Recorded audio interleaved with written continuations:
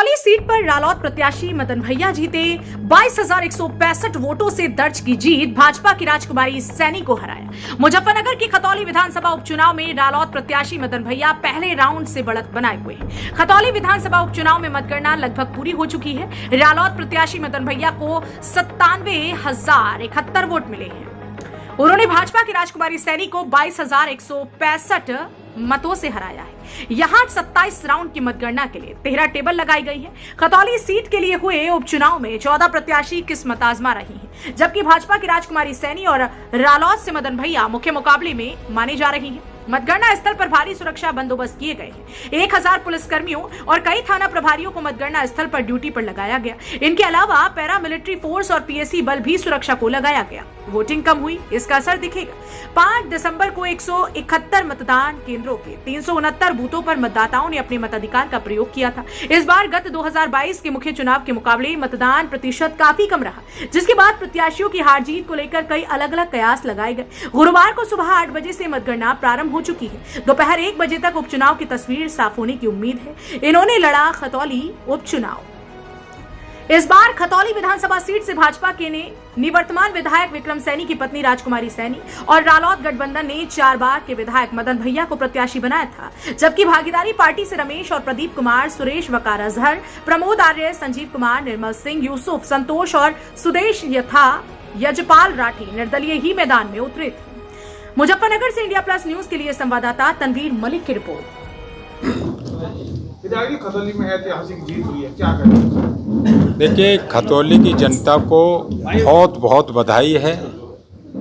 खतौली के लिए हमारे गठबंधन के, हमारे लोकदल के सभी साथी विधायक चंदन जी,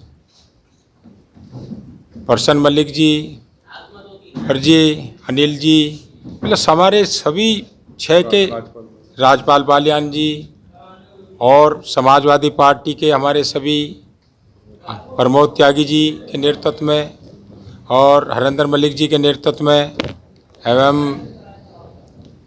चंद्रशेखर जी के नेतृत्व में आज़ाद समाज पार्टी के सभी कार्यकर्ताओं ने मिलकर एकजुटता दिखाकर ये जीत हासिल की है। मैं उन सब साथियों को जिन्होंने इतनी मेहनत की है और इस परिणाम को जो भाजपा का माना जाता था पलटकर गठबंधन के पक्ष में लाए हैं, उसके लिए मैं बहुत बहुत बधाई देता हूँ। सेमीफाइनल का आ जाता 2024 का, तो सेमीफाइनल में आप पास हो गए, तो 2024 के फाइनल में क्या होगा? देखिए, सवाल सेमीफाइनल और फाइनल का नहीं है। सवाल है किसान और कमेरा वर्ग जाग चुका है और खतौली की जनता से ने संदेश दे दिया है कि अब किसान और कमेरा वर्ग और गरीब वर्ग, अल्पसंख्यक वर्ग अपनी चीज़ को पहचान चुका है कि हमें पुनः भाईचारे को पुनः लौटाना है। तो भाईचारे की तरफ ये बहुत बड़ा संदेश है, बहुत बड़ा कदम है कि जिस तरह संवैधानिक संस्थाओं में गिरावट आ रही है, उन संवैधानिक संस्थाओं को मजबूत करने के लिए जनता ने ठान लिया है। अच्छा, आपको कहा जा रहा था कि हेलीकॉप्टर प्रत्याशी आया, अब किस तरीके से वो भरोसा कायम रखेंगे आप? उसका सबसे बड़ा उदाहरण ये है कि हम इस वक्त राष्ट्रीय लोकदल के कार्यालय पे हैं।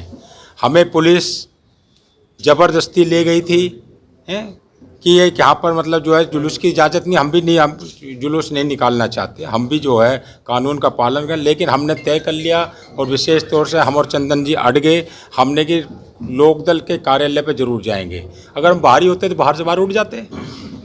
अब आप देखिए, लोकदल के कार्यालय पे आए हैं नहीं, चाहे कैसे आए, चाहे हमने उन्हें समझाया बुझाया, उनसे निवेदन किया और वो अपनी बात से हमने उन्हें सहमत किया कि हम लोकदल कार्यालय पे जरूर जाएंगे और लोकदल कार्यालय पे हम आए हैं। अब सरकार बीजेपी की है, आप विपक्ष के विधायक हैं, तो एक बड़ी चुनौती आपके लिए है, आप किस तरह से? देखिए, सरकार से मतलब होता है सत्ता पक्ष और विपक्ष दोनों मिलकर ही सरकार होती है और दोनों के संवैधानिक अधिकार लगभग बराबर हैं। उनको कुछ कानूनी अधिकार ज़्यादा हैं, तो ऐसा नहीं है। विपक्ष अगर मजबूत होता है तो एक तरह से लोकतंत्र के लिए भी अच्छा है और सरकार तक सही बात पहुंचाने का कार्य विपक्ष ही कर सकता है। सत्ता पक्ष के लोग तो बोलते ही नहीं, आपने देखा होगा। खतौली के मतदाताओं के लिए क्या कहें?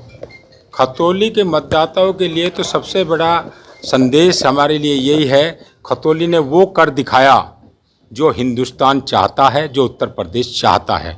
वो उसके लिए मैं उनका सैल्यूट करता हूँ और तहे दिल से शुक्रिया अदा करता हूँ।